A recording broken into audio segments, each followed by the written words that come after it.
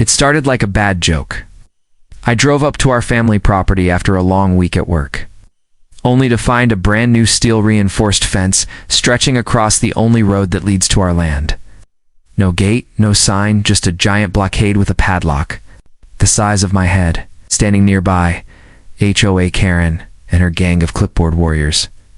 "We voted," she said smugly. "This road runs through our HOA land now. You'll need to pay dues and submit an access request if you want to use it." I was speechless. That dirt road has been in our family for 3 generations, long before her fancy gated community even existed. We've used it for farming, hauling, emergencies, you name it. It's clearly marked on county maps as a public easement. But Karen didn't care. She claimed the HOA adopted the land and said our easement was outdated. Wrong move. Do you see, my grandpa, now 78, is a retired construction foreman. And more importantly, he still owns a fully functional Caterpillar bulldozer. When I told him what happened, he didn't say a word. Just grabbed his hat, his boots, and muttered, "Let's go for a little drive." 15 minutes later, the ground started shaking. Karen and her crew were still standing near the fence when Grandpa rolled in like an old-school cowboy.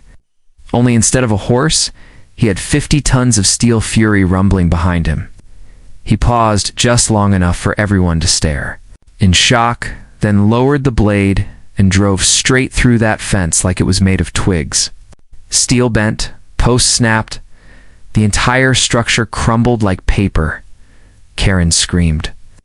One HOA member actually tried to stand in front of the bulldozer to stop it until Grandpa revved the engine and he dove out of the way. Grandpa parked on the other side, looked back at the wreckage, and said, "You don't block a public road, sweetheart." The police were called. So was the county inspector, and guess what?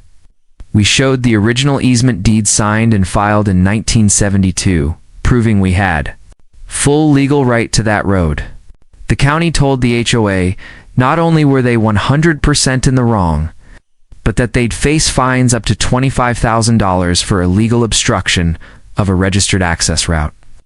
Karen tried to backpedal, saying it was a misunderstanding, but the HOA ended up paying for all the damages and had to issue a written apology to my grandfather, who framed it and hung it in the barn. Now, every time we drive past the spot where the fence used to be, Grandpa tips his hat and says, "Should have used stronger steel." Don't mess with old men who own bulldozers and a lifetime of grudges. Do subscribe to my channel.